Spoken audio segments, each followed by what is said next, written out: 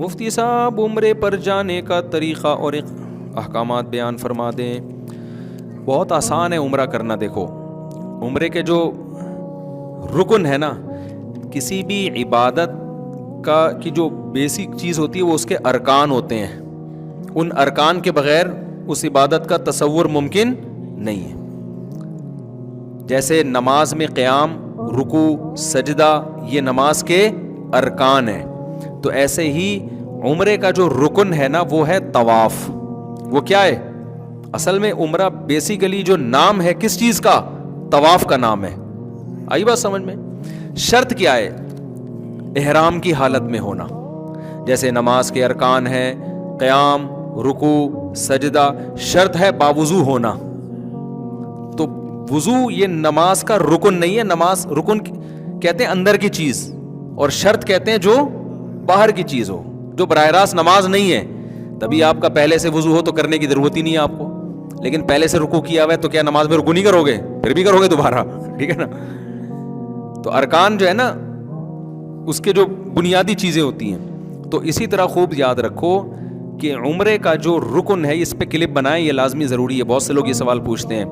عمرے کا جو رکن ہے وہ ہے بیت اللہ کا طواف. شرط کیا ہے کہ احرام کی حالت میں. احرام کی حالت میں. احرام کی حالت کسے کہتے ہیں؟ احرام اس چادر کا نام نہیں ہے جو آپ نے اوڑھی ہوئی ہوتی ہے. خوب سمجھ لیں. سمجھ میں آ رہی ہے بات؟ جیسے ہم تکبیر تحریمہ جب نماز کے لیے ہم قبلے کی طرف رخ کر کے اللہ اکبر کہتے ہیں اور ہاتھ باندھ لیتے ہیں, اللہ اکبر کی راہ پر پہنچتے ہی آپ نماز میں داخل. اب راہ پر پہنچتے ہی آپ پر نماز کی پابندیاں عائد ہو جاتی ہیں. اب آپ کسی سے بات نہیں کر سکتے, کھانا پینا نہیں کر سکتے, قبلے سے اپنے سینے کو پھیر نہیں سکتے. تو احرام نماز کے اندر بھی ہو گیا کہ نہیں ہو گیا؟ یہ کس طرح سے ہوگا؟ اللہ اکبر کہنے سے. تو اسی طرح یاد رکھو عمرے میں جب احرام میں داخل ہوتے ہیں یا حج میں بھی, تو اس کا طریقہ یہ ہے کہ لبیک اللہم لبیک لا شریک لک لبیک ان الحمد والنعمت لک والملک لا شریک لک, یہ الفاظ کہے جائیں عمرے کی نیت یا حج کی نیت سے. حج کی نیت ہے تو اللہم انی ارید الحج, اے اللہ میں حج کا ارادہ کرتا ہوں, فتقبلہ منی ویسرہ لی, اردو میں کہہ دیں, اس کو قبول بھی کر اور آسان بھی کر, اردو میں بھی کہہ دیں. تو یہ الفاظ کہتے ہی آپ احرام میں آ گئے, چاہے آپ نے پینٹ شرٹ پہنی ہوئی ہو, اس میں چادروں کا ہونا ضروری نہیں ہے. اور عمرے کی نیت سے کہے تو آپ عمرے کے احرام میں آ گئے, چاہے آپ حرم کے اندر ہوں یا حرم سے باہر ہوں, میقات کے اندر ہوں میقات سے باہر ہوں. اب احرام میں آنے کے بعد احرام کی پابندیاں شروع ہو جائیں گی. ان پابندیوں میں سے ایک پابندی ہے کہ سلا ہوا لباس نہیں پہن سکتے. اس لیے پہلے سے سلا ہوا لباس اتار لیا جاتا ہے, کیونکہ جب لبیک اللہم لبیک ختم کریں گے نا عمرے کی نیت سے, تو فوراً احرام میں تو آپ سلا ہوا لباس تو پہنا ہوا ہے نا اپنے, تو گناہ ہوگا آپ کو. اس گناہ سے بچنے کے لیے کیا کیا جاتا ہے بھائی؟ سلا ہوا لباس پہلے اتارا جاتا ہے, احرام کی نیت بعد میں کی جاتی ہے. تو احرام نام ہے, احرام کی نیت سے تلبیہ پڑھنا. اس حالت میں جو آپ آ جاتے ہو نا, اس حالت کو احرام کی حالت کہا جاتا ہے. ان چادروں کو احرام نہیں کہا جاتا. وہ چادریں جو ہیں احرام کا حصہ ہیں, یعنی احرام کی پابندیوں میں سے ایک پابندی, اور وہ چادریں بھی نہیں ہیں. اصل حکم یہ ہے کہ سلا ہوا کپڑا نہیں پہننا. اب ظاہر ہے سلا ہوا کپڑا تو نہیں پہنیں گے تو اب کیا کریں پھر؟ تو کچھ تو پہننا ہے نا. تو وہ جو کچھ پہننا ہے وہ احرام میں داخل نہیں ہے. وہ کچھ پہننا وہ اس کا شرم و حیا سے تعلق ہے, صحیح ہے نا, کہ بھائی سلا ہوا نہیں پہننا. یہی وجہ ہے, یہ میں اس لیے بتا رہا ہوں کہ بعض لوگ احرام باندھ کے واش روم جا رہے ہیں تو ان کو وہی چادریں اتارنی پڑتی ہیں. واش روم سے فون کر رہے ہوتے ہیں, مفتی صاحب میں احرام کی حالت میں ہوں, چادر اتار سکتا ہوں؟ تو میں ان سے پھر کہتا ہوں بھائی یہ چادر احرام نہیں ہے, یہ تو آپ اتار لیں چادر. یہ تو پہنی اس لیے جاتی ہے تاکہ لوگ آپ کے, صحیح ہے نا, اچھا نہیں ہے نا, یہ بری بات ہو جائے گی نا. خود سوچو, تنہائی میں بیٹھ کے کبھی غور کرنا میں کیا کہہ رہا ہوں. اچھی بات ہے یہ, تو جسم تو چھپانا ہے نا اپنا, تو اس کے لیے یہ کیا جاتا ہے. تو اس میں چادریں داخل نہیں ہیں. دوسری بات یہ کہ اس احرام, اگر آپ مکہ جا رہے ہیں کسی بھی نیت سے مکہ جا رہے ہیں، میقات سے باہر سے، جیسے کراچی سے، طائف سے، مدینہ سے، تو اسلام کا حکم یہ ہے کہ آپ میقات بغیر احرام کے کراس نہیں کر سکتے. تو وہ ایک الگ چیز ہے. وہ کیا ہے؟ اس کا عمرے سے تعلق نہیں ہے، بلکہ اس کا اس سے تعلق ہے کہ آپ نے عمرے کی نیت کر کے میقات میں احرام باندھا کیوں نہیں، آپ نے عمرہ کیا کیوں نہیں. تو عمرہ نہ کرنے کی وجہ سے آپ پہ دم واجب ہوتا ہے. تو اب اس کا عمرے سے براہ راست تعلق نہیں ہے، بلکہ وہ یہ ہے کہ مثال کے طور پر شریعت آپ کو حکم دے کہ فلاں وقت میں نماز پڑھو، نہیں پڑھے تو یہ سزا ہے آپ کی.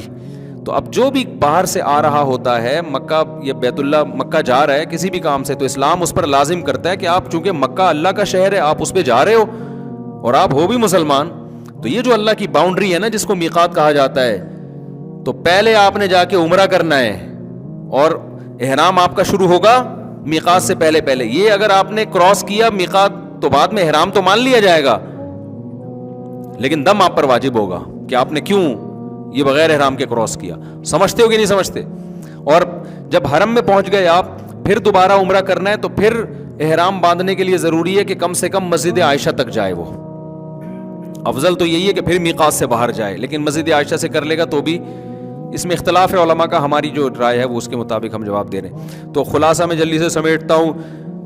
عمرہ نام ہے بیت اللہ کے طواف کا، شرط کیا ہے کہ احرام کی حالت ہو. اور سعی جو ہے نا وہ عمرے کا رکن نہیں ہے، عمرے کے واجبات میں سے ہے. واجبات سمجھتے ہیں؟ یعنی اگر سعی نہیں کریں گے آپ نے طواف کرنے کے بعد تو گناہگار ہوں گے اور دم دینا پڑے گا آپ کو. دیکھو رکن چھوٹ جائے نا تو چیز کا وجود ہی نہیں ہوتا. کرتے ہیں سجدہ کرتے ہیں، یہ ارکان ہے نا. رکوع چھوٹ جائے، سجدہ چھوٹ جائے تو سجدہ سہو سے نماز نہیں ہوگی، کیونکہ نماز کا رکن ہی نہیں پایا جا رہا. لیکن اگر آپ نے یہ تمام چیزیں کر لیں، اتحیات کے بعد غلطی سے درود شریف پڑھ لیا، اٹھنے میں تاخیر ہو گئی، تو ارکان تو پھر بھی پورے ہو رہے ہیں نا. تو ان غلطیوں کی وجہ سے کیا لازم ہوگا؟ سجدہ سہو. تو جب آپ گئے احرام کی شرط پوری کر کے آپ نے بیت اللہ کا طواف کیا، اس طواف کے نتیجے میں آپ کا عمرہ ہو گیا. سعی یہ عمرے کے واجبات میں سے ہے. آپ اگر نہیں کریں گے تو گناہگار ہوں گے، لیکن عمرہ آپ کا ہو جائے گا، آپ پر دم واجب ہوگا. لیکن طواف ہی چھوڑ دیا آپ نے تو دم سے عمرہ نہیں ہو جائے گا، پھر تو کیا ہی نہیں آپ نے عمرہ. تو اس میں جو مرکزی حیثیت ہے وہ بیت اللہ کو ہے. آپ جو جاتے ہیں بیت اللہ کے طواف کرنے کے لیے جاتے ہیں. اصل میں حج کس کا نام ہے؟ حج میں 2 ارکان ہیں، عمرے میں کتنے ہیں؟ تو اس لیے کچھ بھی نہ ہونا تو آخری درجہ یہ کہ احرام باندھ کے طواف کر لے آدمی ہر قیمت پہ، بس عمرہ ہو گیا اس کا. باقی چیزوں کی تلافی دم سے ہو جائے گی، جانور ذبح کرنے سے. تو حج میں بھی یاد رکھو 2 کام حج کے ارکان میں سے ہیں، وہ نہیں ہوں گے تو حج نہیں ہوگا آپ کا. 2 کام کر لیے نا تو حج ہو گیا، باقی تمام چیزوں کی تلافی دم کے ذریعے ہو جائے گی. تو ایک ہے اس میں طواف زیارت جو بقرعید کے دنوں میں ہوتا ہے، سمجھتے ہو؟ حج اس کا نام ہے. یہ جو بقرعید کے دنوں میں، اس کے ٹائم بھی متعین ہے، وہ ٹائم بھی آپ آگے پیچھے نہیں کر سکتے. جیسے فرض نماز کا ٹائم متعین ہے نا، تو جو حج کا فرض طواف ہے اس کا بھی ٹائم شریعت میں متعین ہے. اور دوسرا رکن ہے وقوف عرفہ.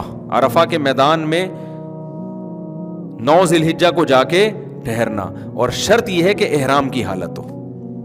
اور یہ احرام کی حالت میں ہونا یہ وقوف عرفہ کے لیے شرط ہے، طواف زیارت کے لیے شرط نہیں ہے. تو 9 ذی الحجہ کو جو عرفات کے میدان میں چلا گیا احرام کی حالت میں، اور وہاں تھوڑی دیر بھی اسٹے کر لیا اس نے، یہاں تک کہ ہیلی کاپٹر سے بھی گزر گیا، کسی بھی طرح اس میدان کی محاذات میں آ گیا، اور پھر بقرعید والے دن اس نے 7 چکر بیت اللہ کے گرد لگا لیے، تو اس کا حج کیا ہو گیا؟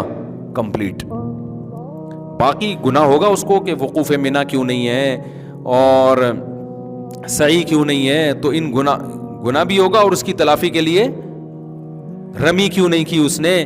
تو یہ ساری چیزیں کی تلافی کس کے ذریعے ہو جائے گی؟ دم کے ذریعے. اس لیے خوب سمجھ لو کہ اگر حج کا آپ احرام باندھ لو نا تو اب ہر قیمت پہ آپ نے وقوف عرفہ کرنا ہی کرنا ہے.